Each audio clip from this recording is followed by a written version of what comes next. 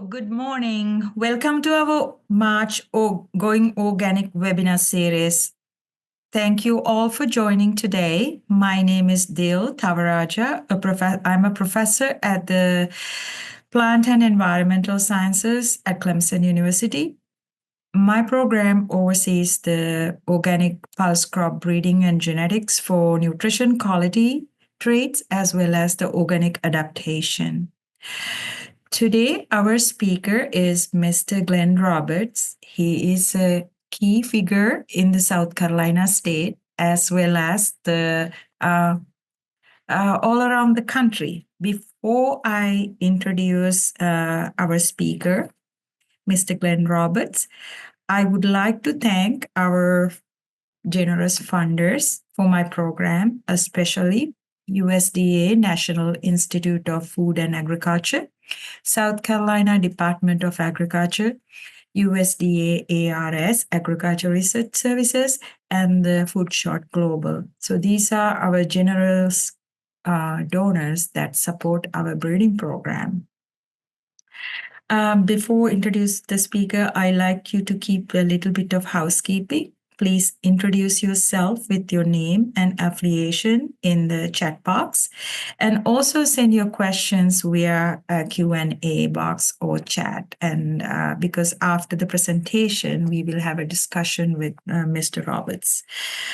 Glenn Roberts, he's the founder, president, CEO of the Anson Mills, one of my favorite places and favorite things to my heart. Mr. Roberts founded Anson Mill in 1998 in Charleston, South Carolina, to bring back a lot of food from the 18th and 19th century from Southern Pantry. Today, Anson Mill grows and processes many grain, legumes, and cereals, oilseed ingredients for chefs and home cooks worldwide. And he provides a lot of pro bono sensory research support for chefs, pastry chefs, bakers, brewers, and the distillers. But most importantly, Mr. Glenn is the recipient of the USA Artisan of the Year, very big award, National Pathfinder. He was explaining to me just a while ago what that means, and also State Lifetime Achievement Award. Glenn is a co-founder of the Carolina Gold Rice Foundation. I see a lot of rice breeders in this discussion today. Glenn is a pro bono private consultant to Stone Barn, Mount Vernon, National Colonial Farm, National Botanical Garden, and so on, especially USDA Beltsville National Rice Research Center, and many more. With that, I would like to take the platform to Mr. Roberts, and I truly welcome you and thank you for your time. You are like a historian and philanthropist, and I learned a lot from you. So it's all yours. Good morning, and Dil, thank you very, very much. Tristan, too. And Dil, especially, thank you for your service. I think a lot of people owe you a ton, me included. The ideas today are a lot of fun because I always have to start with the fact that even though I'm lucky to know people like Dil and my many geneticist friends, I am what's known as a tractor donkey in the field. I have a bachelor's degree in topology, which doesn't help anyone. I've got some minor in biochem and German literature. Oh boy, that really helps too. So I guess the qualifier here would be, why am I sitting here today? And the answer is we work with world's best chefs on a daily basis on flavor. The whole thing that Anson Mills does is based on flavor, because the whole idea behind being a great chef, no matter where you are or who you are, is delivering phenomenal flavor and excellent nutrition, and hopefully equally and not in order, so that you're customers and your clients and the people who love you, because there's a lot of emotion when we're involved with food, as we all know, that those chefs are thinking all the way to the field and below the field, because it's all about tilth anyhow. And then seed genetics is the very first thing before you even get to the field. And we have an axiom worldwide that needs a reversal, which is field to table. That's really not true. It's the other way around, and it's been that way since the dawn of human occupancy on this planet. It's what didn't kill you could be eaten. What was really flavorful was prized, and if it was resilient and you understood it, it could become what we know as staples and or life-giving for millennia, not just decades, not centuries. That is what everything we do is based on. So there's two levels of what everybody sort of knows about Anson Mills. One is public, which is Anson Mills, and we do flavor. And the other one is private and is not monetized and is all pro bono with a group of geneticists who really, really care about what's going on their own. And I'm sort of the donkey that carries ideas around for them, best case scenario, and listen to what they do. Then whatever they do, I take that and goof with it, meaning there's a picture here. If you look at the upper right, all the way in the corner, that what looks like black rice is actually purple rice. That is phenomenal rice. The geneticist who isolated that started working with Hector Bastos in South America on exchange. The name of that geneticist is Dr. Anna McClung, and she developed with him for the United States and the world something called China Black, which is IAC 600 in its official form, which is a phenomenally fast, super high anthocyanin black rice, essentially a purple rice. That's 60 days in tropical climates. It can even be faster than that, from direct seed to dry harvest. This in this picture is the daughter of IAC 600, which, by the way, is called forbidden rice by Lotus Foods, but it actually is emperor's rice in China, and it goes back thousands of years. So these collections, Hector Bastos made himself in China in the 50s and 60s, built up in a huge library in South America, then distributed all his work back to the world. And Anna worked with him. I got to work with him in the field too. What fun with two geneticists in the field who care about this sort of thing, because Hector wasn't doing it to make a living. He was doing it because he was really passionate about it. So having said that, this rice is phenomenal. And what we didn't know when we went through the breeding program for this rice, which started in 2003, is, and it wasn't released until 3 years ago, is that when you partial whiten it, meaning you don't hard mill it, because you don't want to take away the germ, you don't want to take away the inner bran oils, and you want to just scratch the outer bran layer enough to make it cook faster and change its response in aroma flavor. And then you take the bran, which is behind the spoon back there, and if you can press it, you get oil. Then what's left is bran powder, and bran powder is an excellent seasoning too. And so we ended up with this stuff in front of the spoon in this upper right picture, and that's called amethyst, because it looks like amethyst and when you cook it. And that's just partially whitened that dark rice on the left. And since we're originally rice people, and that's a misnomer, and I'll tell you why in a second, that's what we've been doing for 25 years. And Anna was reluctant to talk about the more tax morph and where we go with this rice at first. And then she tasted it and she went, Jesus, that's good. Well, are we using the whole rice plant? Because we did this whole thing for anthocyanin human nutrition.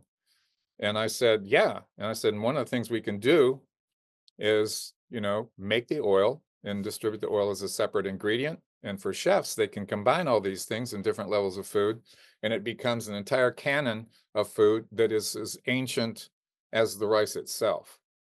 I said, this is not news. Partially pounding rice in a mortar is thousands of years old.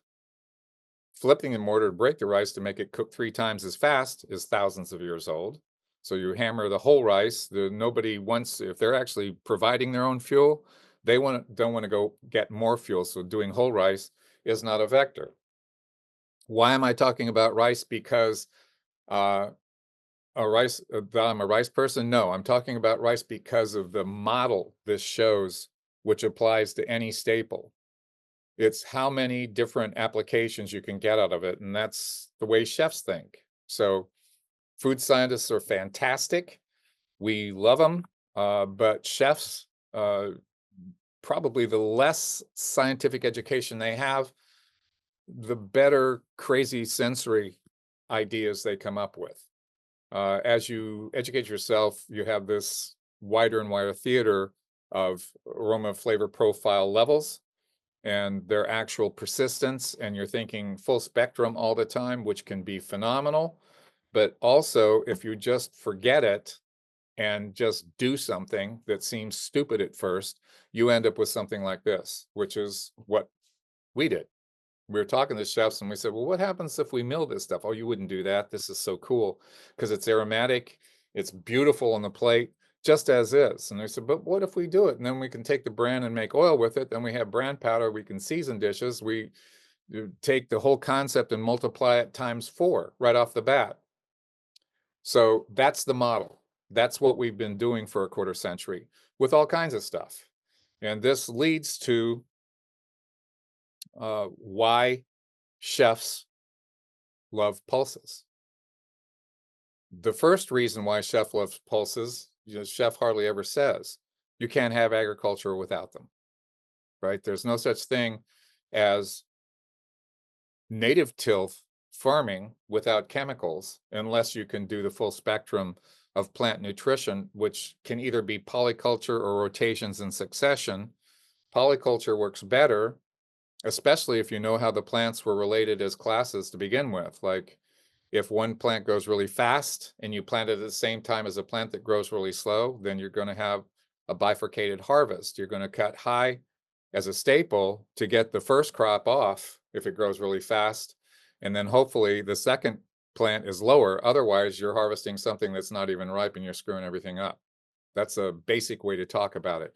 As far as reality goes, the idea behind doing staple farming the way it's always been done from ancient times, you have seed protocol where you want pure genetics. And so you isolate and single crop and do that in really good soil in order to create biosecurity for your culture, or your local neighborhood, or wherever you're farming. If, on the other hand, you're trying to feed people and you want a full system that can continue to produce without stressing the soil, you have to plant all the basic plant classes and then a lot of nuanced plant classes too, in proportion all the time. We call that here in this country milpa, amongst other names for it. It's a polyculture system where all the plants know each other in their space so that they help each other grow and they protect each other. And this same system is called the sun cycle in Africa, and it has names in every country in the world because it's global. Having said that, all of the elements in pulse culture need to have certain properties in order to make it make sense in modern times. They needed the same properties to make them make sense in ancient times too. We have stresses. They happened. I was just telling Dill this morning that we had a bomb cyclone, which I didn't even know what that was until I was a weather bird as a kid. I should know. But we had a bomb cyclone at one of our research farms, and it blew out what looked like the Grand Canyon on the access road for 1.25 miles in front of the farm. It's just astounding. And it all happened in less than 5 hours. So there is such a thing as catastrophic loss. Helene would be the second one. We're in South Carolina. This is our challenge.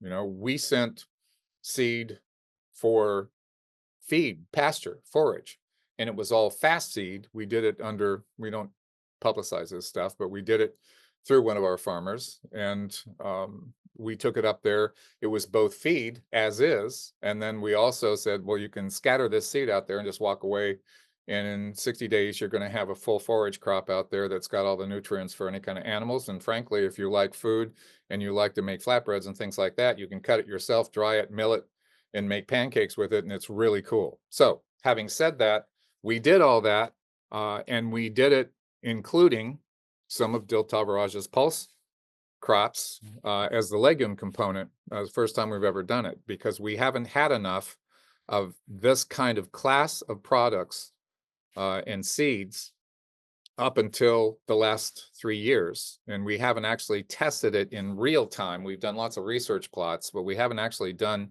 real catastrophic recovery testing, and it did super well. And so if you look in the summertime, at 28 days, that's my buddy Euphren, Nina Cross Ramos, who's got a master's from Earth University in agricultural biodynamics and has worked in all kinds of different facets in agriculture his entire career, and general manager at Anson Mills. He's also our head research farmer for the entire country. He's amazing. You can see through, dark panels. I don't know how he does it, but he's holding a whole handful of freshly harvested, I believe that was at 28 days, of chickpeas.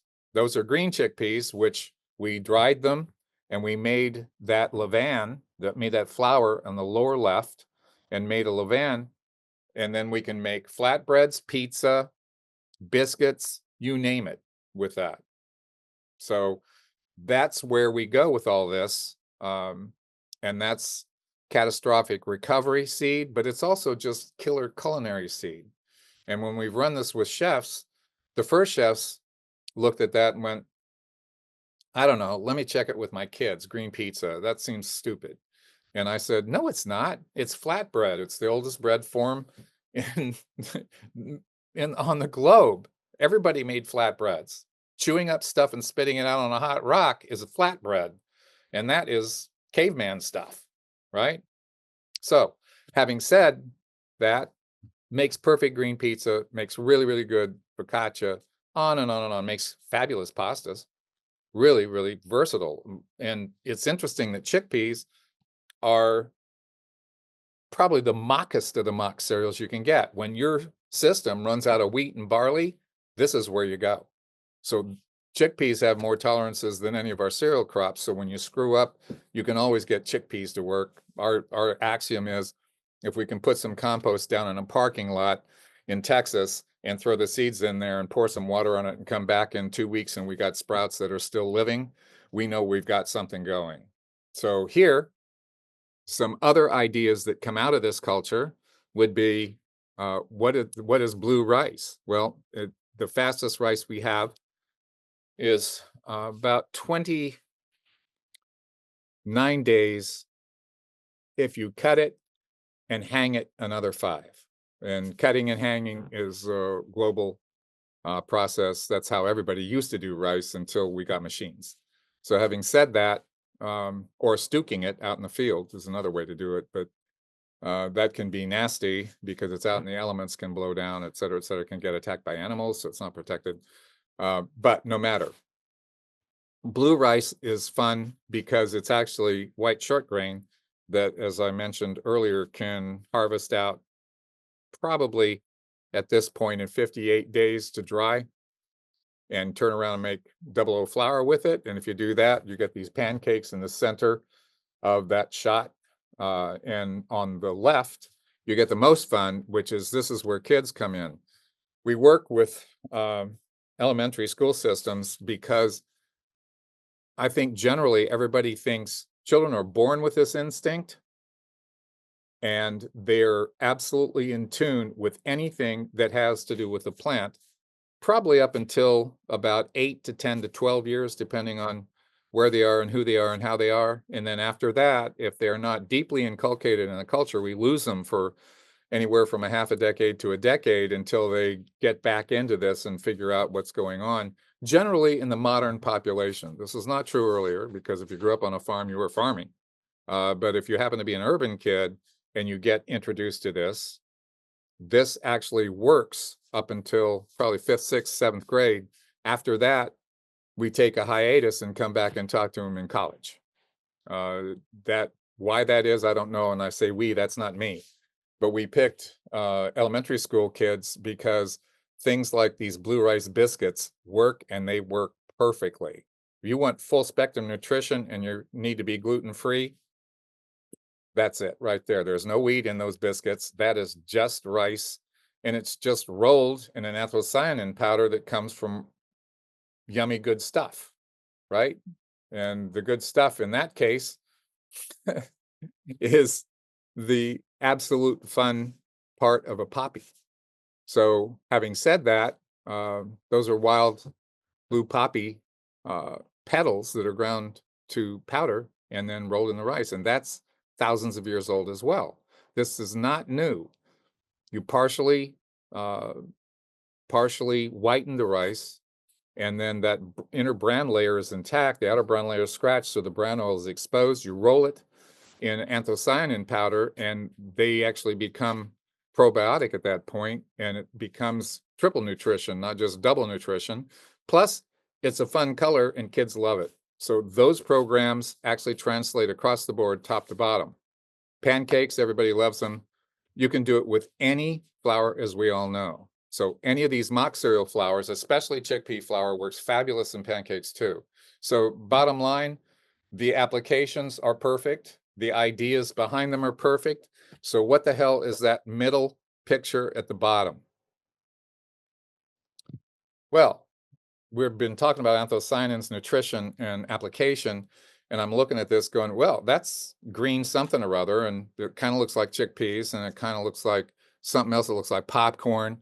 And then we find out that is, believe it or not, and it's perfect for this because we're talking about no-chem farming. So the opposite from that is this. That is toxic coated, treated, quote unquote, millet seed. So that's just white millet. But why does it need to have a toxic coating? And the answer is, well, if you're doing thousands of acres and you need production and fill up a ship, well, that works. But believe it or not, maybe you don't need to fill up the ship. Maybe you just need to fill up your neighborhood. So do you need that? And the answer, in my opinion, only, I'm just the tractor donkey. No, you don't need it because you don't crowd plants. You don't have tarted up ground. If you're running good agriculture, you've got good ground. And if you're going for that vector all the time, you don't need all the chemicals for anything. So ancient seed is good for that. Our programs then for both Anson Mills, which is for chefs, and the American retail public that likes to cook and think like a chef, and for the world, AM Research Initiative Worldwide, our vectors are really the same, but in AM Research Initiative Worldwide, it's a pro bono entity that actually looks at that and goes, we can do better than that. Here's the seeds we know have aroma flavor profile that are really good right out of our seed banks. You take them, Dil Tavaraja, Anna McClung, on and on and on, our partners, and say, what do you want to do with this? What about those green chickpeas? You want to do anything with those? Fine. They're yours, pro bono. Do anything you want. Privatize it. We don't care.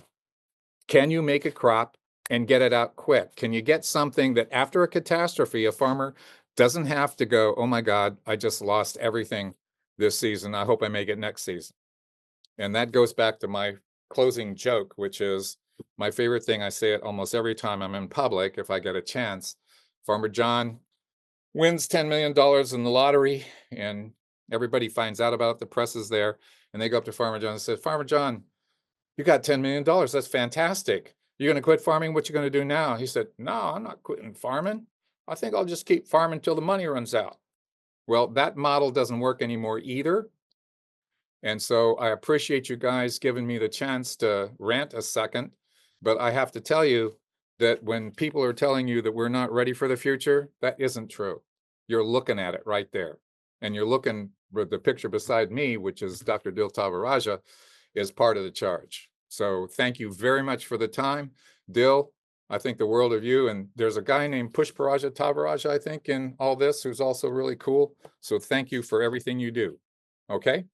Thank you, Glenn. It was amazing how you talk about from past and how it's related to the future. So I'm going to ask audience if you have questions for the discussion, please send questions through chat. But I will start the questions about. So flavor is a very different trait. You know, as a breeder, it's very complicated because some people like some flavors and some people are not like flavors. So when you bring these ancient rice varieties into the market, what does the consumer say about it? Uh, I think first off, to make a real fast technical term, that there is such a thing as aerobic and anaerobic culture with regard to how staples make it to the market.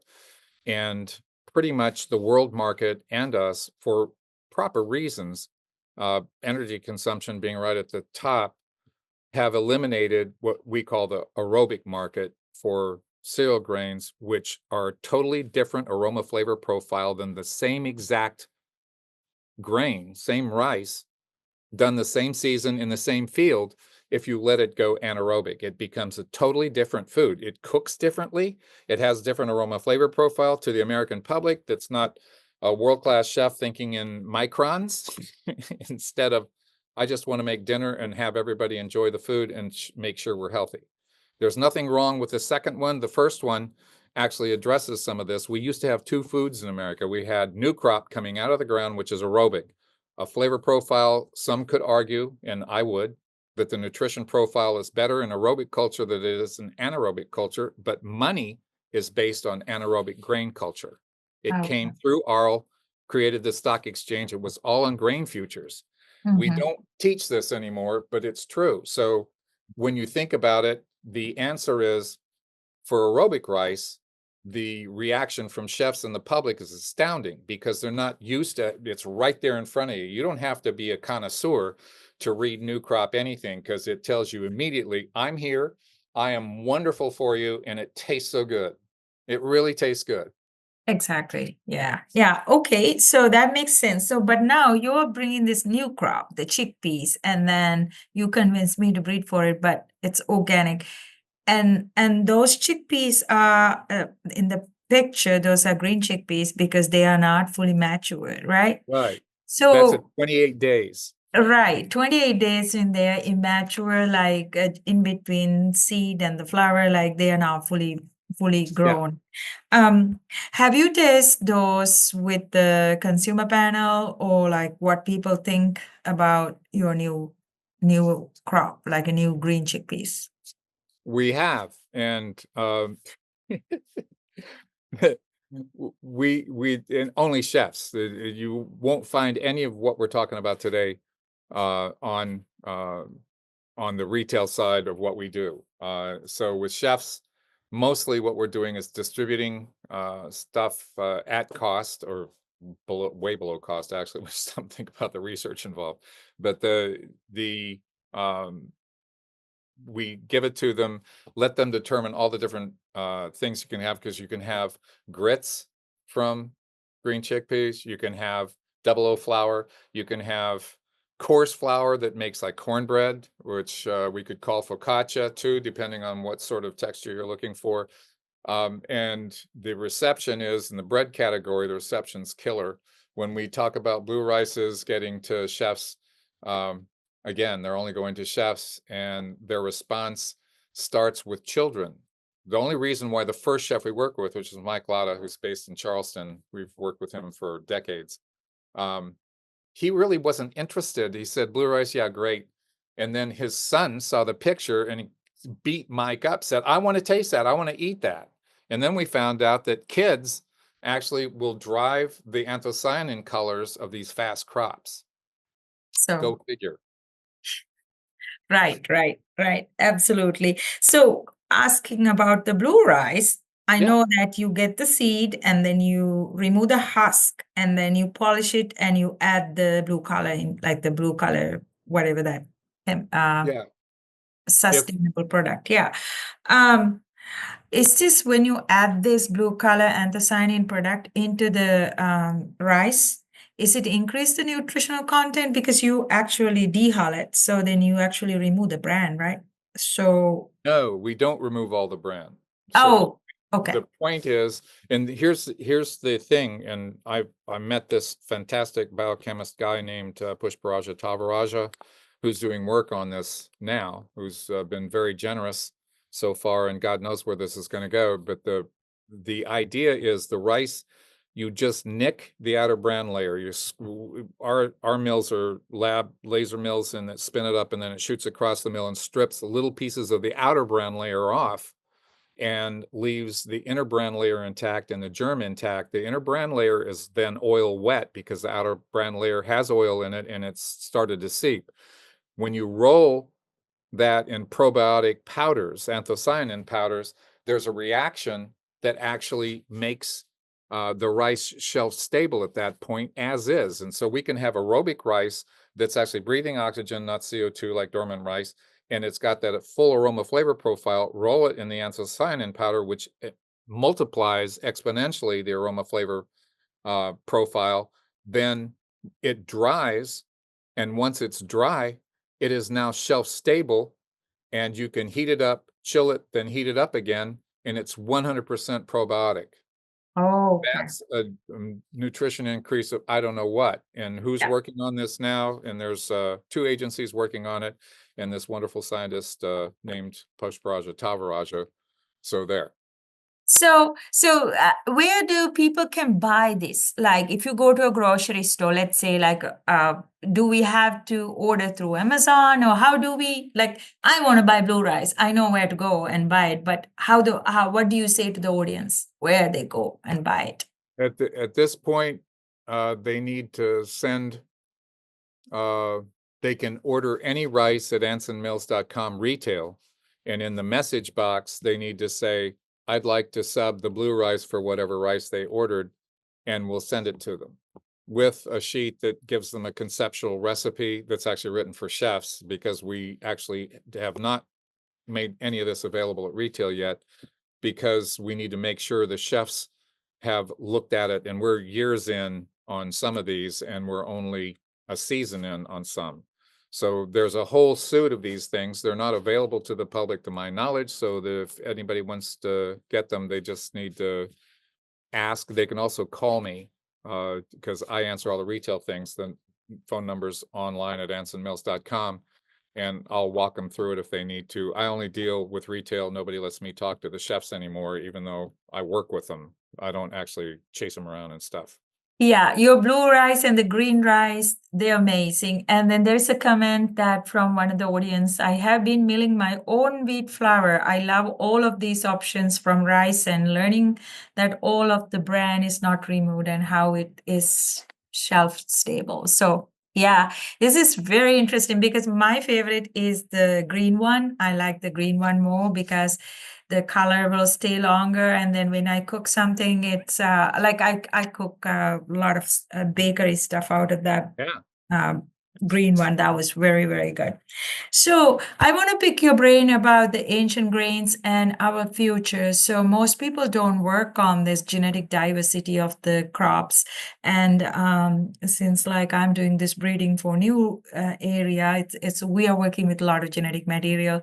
So do you have any advice for us where to start if someone new introducing a new crop with your experience? What kind of message that you wanted to give for these graduate students and learning community to how to start something to be profitable? Because flavor is only one trait, but as a grower, growers are interested on yield and money because they had to pay their bills at the end. Flavor might not pay all their bills. So how do you balance, and what is your message for this? I see a lot of young scientists in there. So what is your message on this? The uh, drop dead, super easy one is stay in the field, translate it to the deck, then work the deck, not the other way around. That's the first axiom. We went through a half century of scientists, all phenomenal, by the way, And I remember my first time at a research lab farm where I had gone to visit. This is a long time ago. I won't say where, but I'd gone to visit because somebody had told me that they had all these electronic records of studies of landrace cereals. So I go there and I notice that they've got some stuff that I'm already working with. And I said, "Oh, well, are you guys actually observing this here? Do you plot this stuff out?" They said, "Well, we don't do it, but yeah, they plot it out." And I said, "Who's they?" And they said, "The growers." And I said, "Okay, so what? Uh, how are you doing metrics?" He said, "Well, they do the metrics and they send us samples and we run it here." I said, "Have you ever seen these crops in the field?" And they said, "No." I'm talking about postdoc PhD level electronic researchers by now working in CRISPR AI who are now getting back out in the field. We've learned we can't do it without getting there and looking at it. So the one thing that distinguishes the most successful geneticists I know is they are in the field, they know what that is, and they know how to bring it back to the lab and then take it to a business. The second one would be understanding what distribution is and how centers work and how to make a network of farms. That's very difficult to access on anything but an industrial level these days, but it is being enhanced um, by the university systems in the United States, and it has been started. My experience was at Clemson Coastal Research and Education Center, where they were reaching two farmers and then two retailers and creating symbiotic relationships that actually work. I'm a product of that. The tractor donkey who doesn't know anything about genetics, who now is trying to pay back for all the freebies I got when my geneticists were telling me to shut up all the time because they didn't understand anything I said because I didn't know what I was talking about. I still don't. By the same token, I know what I got. It was really clear. And they were actually looking at me because I already had distribution and they wanted to make sure I understood how the genetics worked from where the lab was to a client.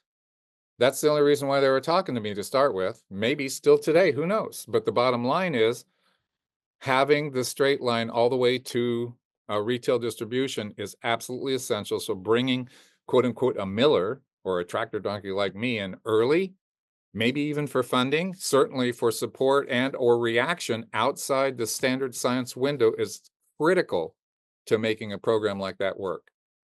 Absolutely. And thank you so much for your wisdom. And you keep saying tractor donkey, but I don't know by knowing you, you know way more genetics than many people that I know. Like you have a lot of experience, and genetics is something that you learn from the environment as well. So I learned a lot from you.